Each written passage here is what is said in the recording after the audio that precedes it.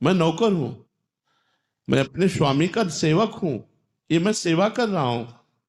जो आप प्रश्न, स्वामी प्रश्न करते हैं, सेवक उत्तर दे रहा है। ये जो दीक्षा आदि है, मैं एक नौकर की तरह करता हूं कि मैं सेवक हूं। प्रिया प्रीतम की बात आप तक, आपकी बात प्रिया प्रीतम, मैं तो सेवक हूं। प्रिया प्रीतम ने प्रेरणा किया तो दे दिया। स्वामी वो है, नौकर मैं कोई दाता थोड़ी, मैं कोई दानी थोड़ी, मैं केवल नौकर हूं। जैसे नौकर को इशारा करे ऐसा करो वैसा करो, तो वैसे स्वामी इशारा करते जा रहे हैं, सेवक सेवा करता जा रहा है। सब प्रणाम नमस्कार जय हो करते हैं, तब आपका आंतरिक भाव स्वामी स्वामी को जा रहा है, सेवक को थोड़ी कोई प्रणाम कर रहा है। किसका सेवक है किसका सेवक? प्रणाम तो उनको हो रहा है ना। अगर हमको प्रणाम हो रहा होता, अभी पैंट शर्ट चश्मा लगा के हमें प्रणाम करके दिखाओ भाई। अगर हमें प्रणाम हो रहा है तो किसको प्रणाम हो रहा है? मेरे स्वामी को प्रणाम हो रहा है कि भगवान के दास है, इसी बात का तो प्रणाम हो रहा है। अगर हमें प्रणाम हो रहा हो तो स्वामी के दासत्व को उतारे और अभी आ जाए पैंट कोट में, बोला प्रणाम करो तो जाने।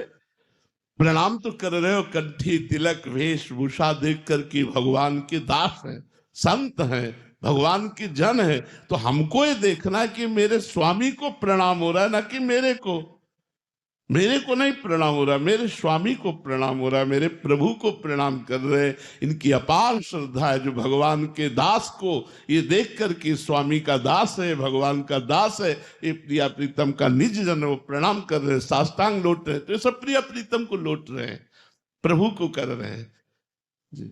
गौरांश जी वृंदावन से, राधे राधे महाराज जी।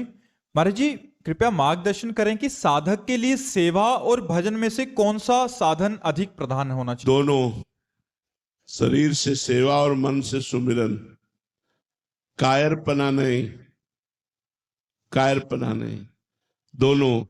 मामनिस्मर युद्ध च, अर्जुन जी कहते हैं मैं सन्यास लेकर भजन करूंगा, और भगवान जी कहते हैं मामनिस्मर युद्ध च, युद्ध करो और मेरा स्मरण करो।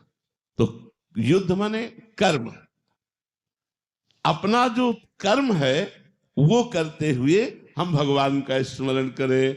वो सेवा कर्म चाहे शरीर संबंधी हो, चाहे गुरु संबंधी हो, चाहे परिवार संबंधी हो, चाहे इष्ट संबंधी हो, चाहे समाज संबंधी हो, सब में हम भगवत भाव से करते हैं। इसलिए सेवा और नाम जप दोनों प्रधान हैं, इनमें आप किसी को कम नहीं कह सकते। जैसे पंछी दोनों पंखों से आकाश की यात्रा करता है, ऐसे सेवा और सुमिरन, इन दोनों के द्वारा हम आध्यात्मिक की यात्रा करते हैं। सेवा नहीं तो सुमिरन अधूरा, और सुमिरन नहीं तो सेवा अधूरी। सेवा और सुमिरन दोनों होना चाहिए। निशु जी गुरुग्राम से, महाराज जी मैं ऐसा क्या करूं कि श्री जी को प्रसन्न कर लूं, वो एक नजर हम पे डाल दें? नाम जप। किसी की नजर अगर अपनी तरफ घुमानी हो तो उसको पुकारो। ऐसे ही हम पुकारे राधा राधा राधा, कभी तो आवाज हमारी पहुंच ही जाएगी। कभी आवाज प्यारी जी की तरफ पहुंच गई और उन्होंने हमारे ऊपर दृष्टि कर ली, निहाल हो जाएंगे, हम कृतार्थ हो जाएंगे।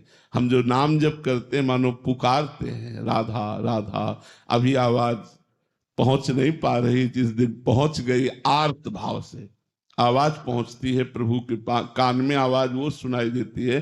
भगवान कहते हैं भाव बिन सुनी पुकारे मैं कभी सुनता नहीं, और भाव पूरी तेरी ही करती मुझे लाचार है। अगर हम भाव से प्रभु को पुकारे, ध्रुवदास जी ने लिखा है एक बार जिन नाम लिए हित सो होए अति दीन, हित सो होए अति दीन, ताको संग न छाणही ध्रुव अपनो कर लीन। शर्त है एक बार की आवाज पहुंच जाएगी उनके कान में। हित माने प्रेम, प्रेम से दैन्य भाव आर्त भाव में पुकारो राधा, तो एक ही आवाज में श्री जी सुन लेंगे।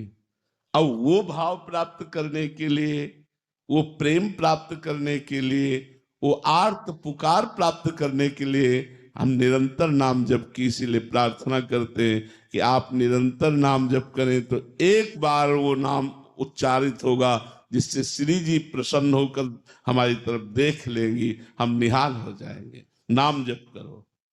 ऋषिकेश जी राधे राधे महाराज जी, महाराज जी, कुंडलिनी जागृत होना या समाधि लग जाना ये साधक की जीवन मुक्त अवस्था है या इससे आगे और भी कोई कुछ और अवस्था है? या देखो, हमें लगता है कि नौलखा हार खरीदने की हमारी सामर्थ्य नहीं है और हम करोड़ों के हार की बात करें, ऐसी होगी ये चर्चा। क्योंकि आज कलिकाल में ऐसी साधना जिससे कुंडलिनी जागृत हो और समाधि को प्राप्त हो, कोई बिरला परमहंस महात्मा होगा। जब 3 घंटे सिद्धासन और पद्मासन में बिना हिले जड़वत बैठा हो और उसके श्वास के सामने आटा रखा जाए और वो उड़े ना, ऐसी सूक्ष्म श्वास हो गई हो, तब शुरू होता है कुंडलिनी का जागरण।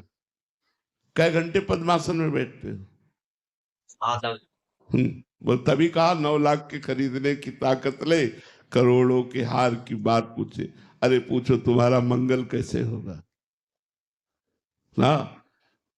हमें जाना बिहारी जी की तरफ और छठी करा के किलोमीटर गिने तो फायदा क्या होगा, क्योंकि इतनी सामर्थ्य कलयुगी प्राणी में जो संयम नहीं है, ब्रह्मचर्य नहीं है, तपस्या नहीं है, तो जहां कठोर आसनों में बैठने का अभ्यास पुष्ट नहीं हुआ। पूज्यपाद उड़िया बाबा 18 घंटे पद्मासन में एक आसन में बैठते थे, 18 घंटे। तो हमें लगता है कि हम वो चाल चले जिससे हमारा मंगल हो जाए। वही चाल नहीं है, और भी चाल है। जब साधक अपनी चित्तवृत्ति का निरोध करके, प्राणों को सूक्ष्म करके, मन को निसंकल्प करके परमात्मा में लगाता है, तो उसकी समाधि लगती है। समाधि का तात्पर्य होता है जैसे सोया हुआ पुरुष है पर वो तमोगुण की निद्रा अवस्था है, ऐसे जगे हुए सुषुप्ति अवस्था में रहना।